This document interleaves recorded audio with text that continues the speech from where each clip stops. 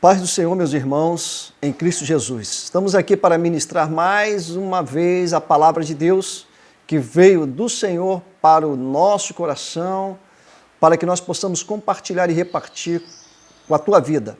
Antes, gostaria de pedir para que você dê o seu like, inscreva-se no canal e ajude-nos a divulgar esse canal.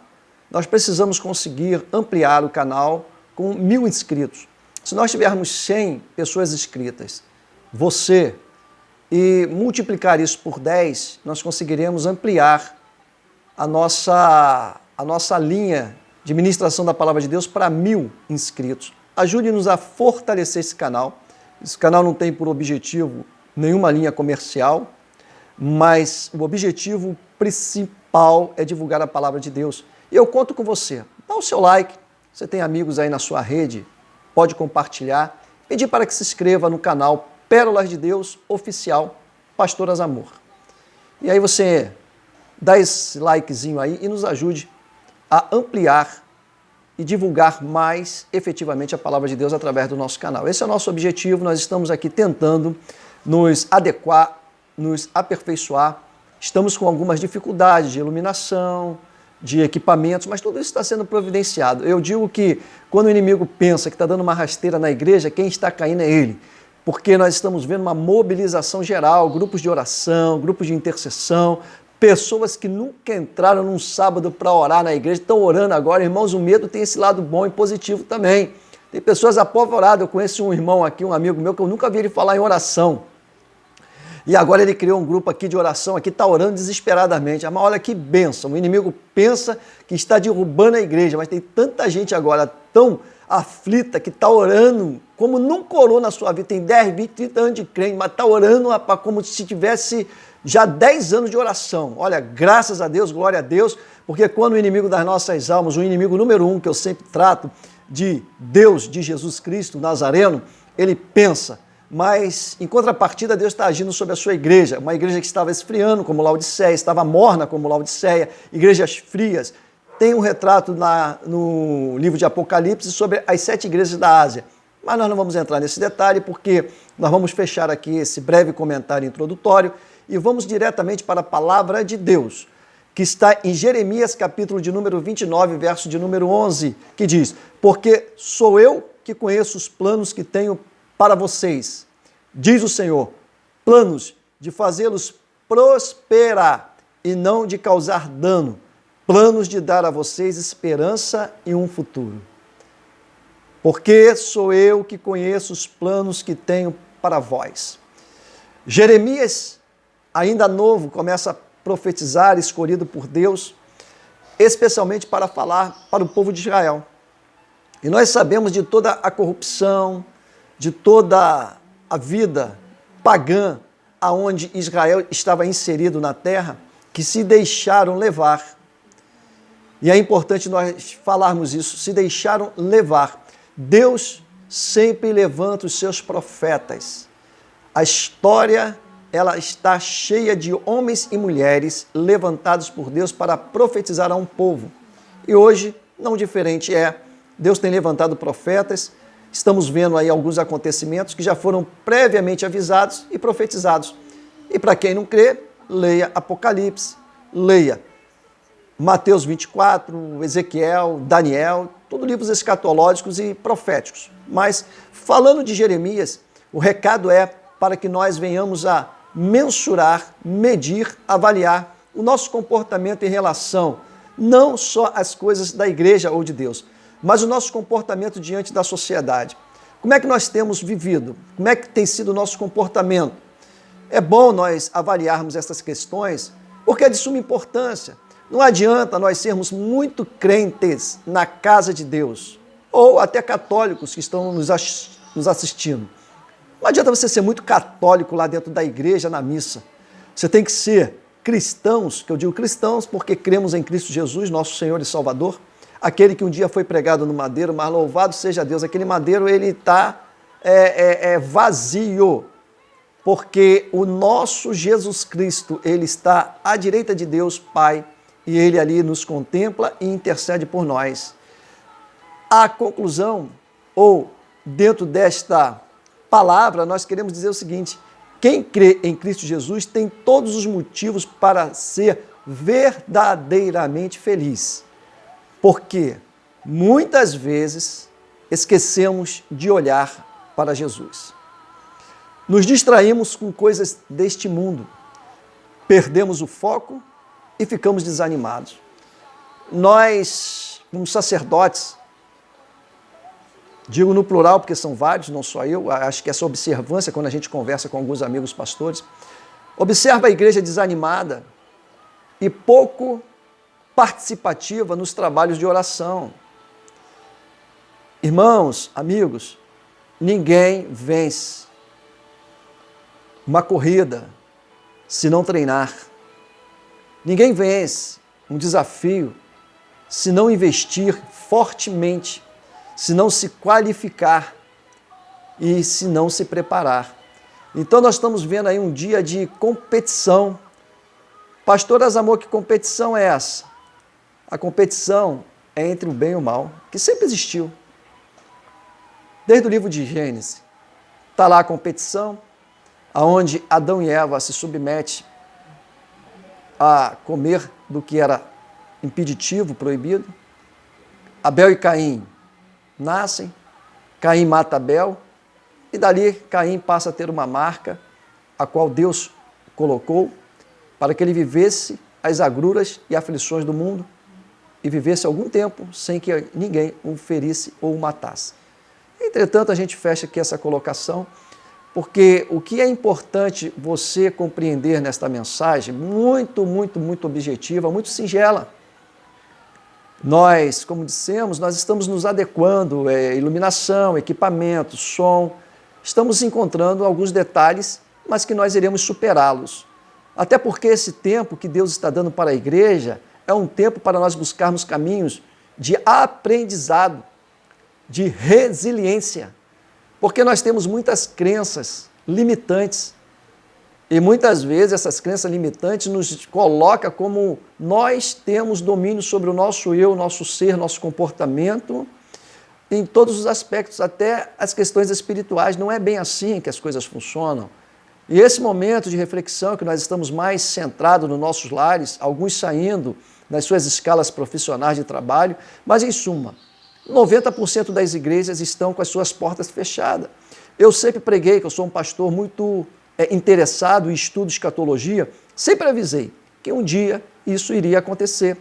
Talvez algumas pessoas falassem assim, esse pastor Azamor é muito apocalíptico. Não, eu não sou. Eu sou realista porque eu estudo e vejo a Bíblia e acompanho alguns fatos profetizados há milênios de anos que um dia iria se cumprir. É fato. É fato. E estão se cumprindo na face da terra. Está aí visível e é interessante, cabe dizer, em todo o globo terrestre, ou seja, em todos os povos, todas as nações, em todo o mundo. Não é localizado no Brasil, ou em outro país, ou em outro continente. São em todos os continentes e todos os povos espalhados aí por este mundo. Então, nós entendemos que é o momento de nós refletirmos e de avaliarmos as nossas posições como filhos de Deus e como luz que temos que brilhar. Eu vou repetir, como luz que temos que brilhar. Pastor, brilhar aonde? Na igreja? Não, brilhar em qualquer parte que você esteja, eu e você. Nós temos visto, observado um conflito muito grande das igrejas, denominações, irmãos, muitas divisões, muitas críticas, muitas censuras, até diante de pastores. As pessoas estão se esquecendo de que pastores são levantados por Deus, são sacerdotes de Deus. Tem um pastor televisivo e muito combativo das questões da família, etc. e tal. Eu, às vezes, acompanho rapidamente, mas o que eu observo das pessoas inferirem ofensas agressivas a um pastor, a um sacerdote, ele pode ser o pior, mas você não tem direito.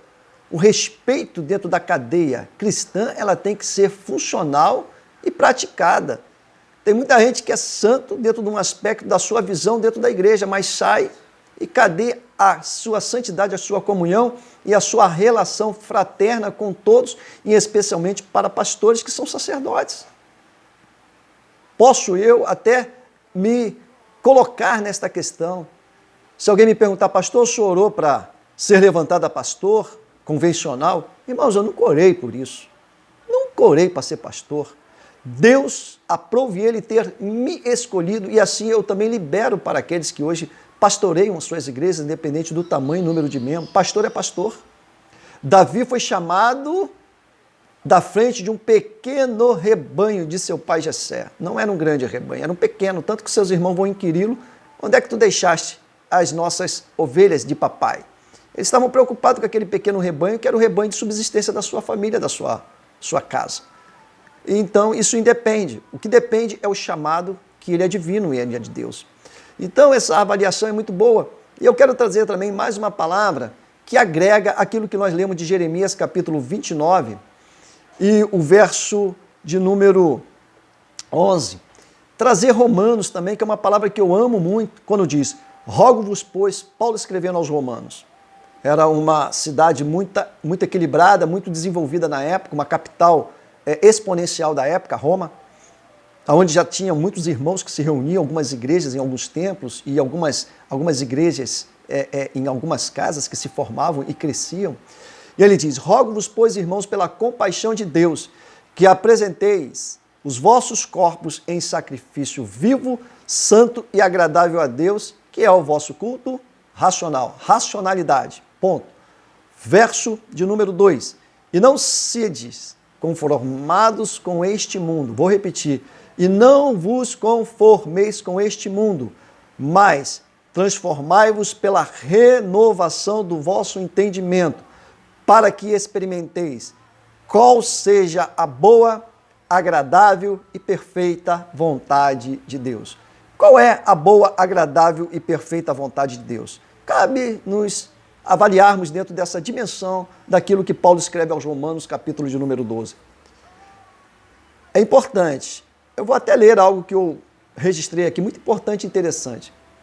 Não devo pedir a Deus para renovar a minha alma ou mente, mas fazer o que Deus diz, transformai-vos pela renovação da vossa mente, para que, veja bem, sou eu que devo renovar a minha mente. Veja bem, olha os caminhos, na palavra, através da leitura, através do estudo, através da meditação e da sua prática, ou a prática da palavra de Deus. Jesus, o que ensinava aos seus discípulos, ele praticava. O que Jesus falava, ele cumpria. Isso é importante destacarmos, porque há um temor assim, sem medida, no meio do povo cristão. Irmãos, isso são sinais.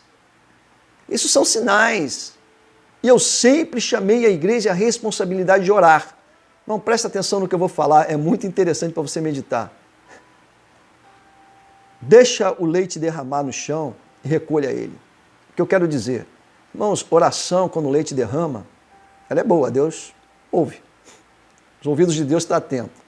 Salmo 121, está lá.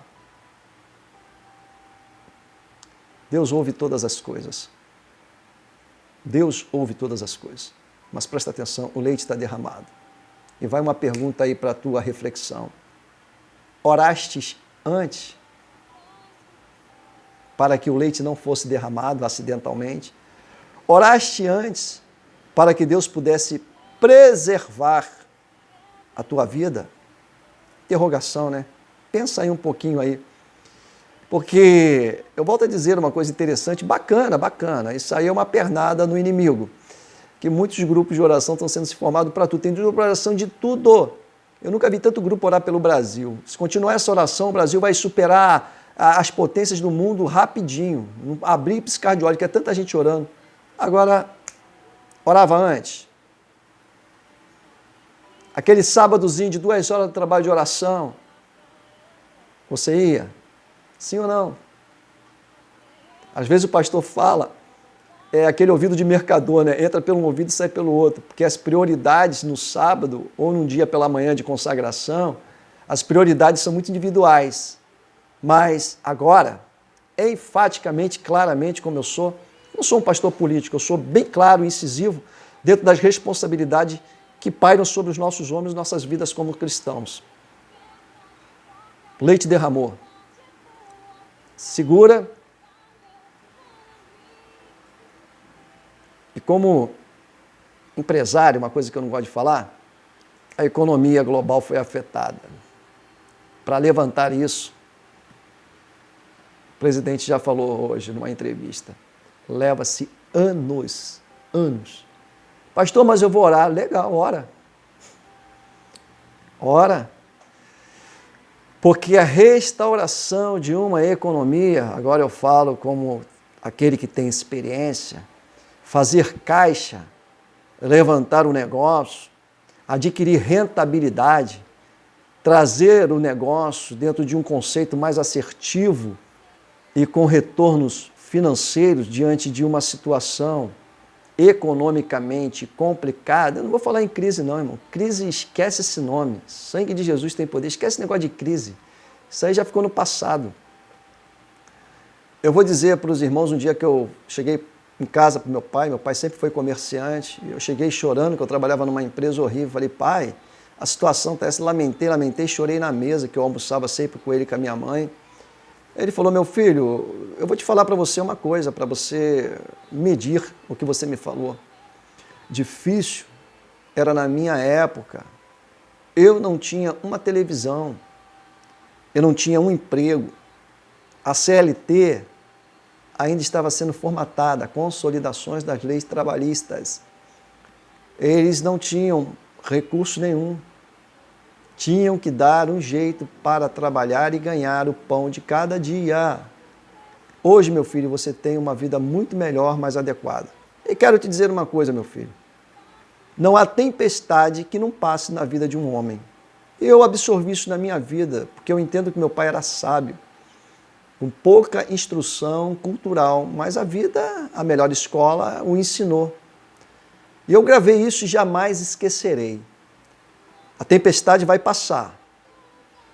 Agora, os frutos da tua vida, da nossa vida, eles precisam serem melhores apresentados a Deus. Pastor, e quem mais? E a sociedade. Porque estamos vivendo um embate entre a igreja e aquilo que a igreja tem de comportamento diante da sociedade. Como é que tem sido esse comportamento? Como é que tem sido essa diligência? Boa, má, ruim, com qualidade, sem qualidade? Sou crente à minha moda? Isso não tem problema? Isso não me afeta. Bem, hoje afetou o mundo, a todos, indistintamente. Então a nossa precaução e o nosso cuidado, ele tem que ser, a partir de agora, igreja, redobrado. Vou repetir para você, cuidado redobrado. Passe a ter um foco maior na tua igreja e nas coisas de Deus. Porque eu sempre preguei isso, irmãos, e às vezes eu achava até eu meio repetitivo. Mas um dia em nossas vidas, nós só teremos uma possibilidade, de recorrermos a Deus. E eu não sabia que chegaria tão rápido. Chegou. Nós vamos recorrer a quem? A quem? Ao vizinho? Ao amigo? Ao irmão que está lá em outro estado? Se formos recorrer a ele, ele irá recorrer a nós. E o que teremos um para compartilhar com o outro? Pensa nisso, avalie isso, para que você possa ter uma vida mais sossegada e uma vida mais de crente, mais cuidadosa e mais criteriosa. Ou seja, muito do que o mundo pensa ser certo, e alguns, para mim, não deve fazer sentido. Só que essa renovação do entendimento não é algo tão simples. Eu entendo isso. Sim, pois somos compostos de razões ou de razão, carne, e com ela emoções, e a carne milita contra o espírito. Mas eu sou daquele partidário de que a Bíblia tem resposta para tudo. Gálatas capítulo 5, versos números 17, que diz: Porquanto a carne luta contra o espírito, e o espírito contra a carne, e eles se opõem um ao outro, de modo que não consegueis fazer o que quereis. Eles se opõem um ao outro. Se opõem um ao outro. E no verso de número 18, lá embaixo de Gálatas, capítulo 5, diz: contudo, se sois guiados pelo Espírito, já não estáis subjugado pela lei. Traduz aí e substitui essa lei pela carne. Porque a lei era a medição muito na carne, o peso. Pagou, fez, pagou. E essa recíproca sempre interagiu na lei. Mas, entenda mais, contudo, se sois guiados pelo Espírito, já não estáis subjugado pela lei da carne. Ou seja, você tem o Espírito Santo de Deus. Continue buscando essa renovação e esse entendimento para que a tua vida seja uma vida mais plausível, uma vida mais confortável e uma vida mais espiritualmente cheia da presença e da unção do Espírito Santo de Deus. Eu quero nesta mensagem deixar você mais animado e com uma perspectiva de que Deus suprirá todas as vossas necessidades, todas, sem exceção. Porque a parte A do que Jeremias falava para um povo dissoluto, um povo que já não tinha um comportamento adequado diante das questões de Deus, de Javé. Ele diz: porque sou eu que conheço os planos que tenho para vós, diz o Senhor. Então a gente conclui a mensagem dizendo o seguinte: Deus tem um plano sobre tua vida.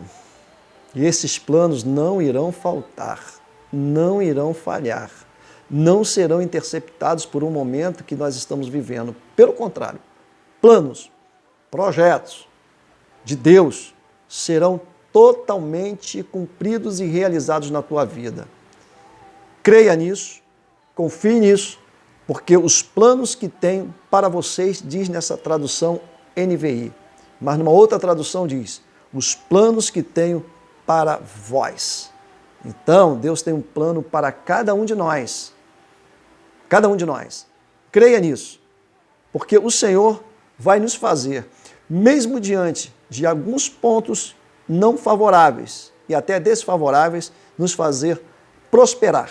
E mais ainda, não permitirá que nada venha causar dano à sua igreja. Não é porque uma igreja está por um período fechada, por cautela, cuidado e orientações das nossas autoridades, que nos irá nos impedir de caminhar e avançar. Pelo contrário, é hora de nós clamarmos mais a Deus, de sermos mais intercessores a Deus, sabendo que Ele cuidará de cada um de nós. E os planos que Ele tem é de nos dar a cada um a esperança firme de um futuro promissor de Deus para com cada um de nós. Deus te abençoe e a paz do Senhor em Cristo. Amém.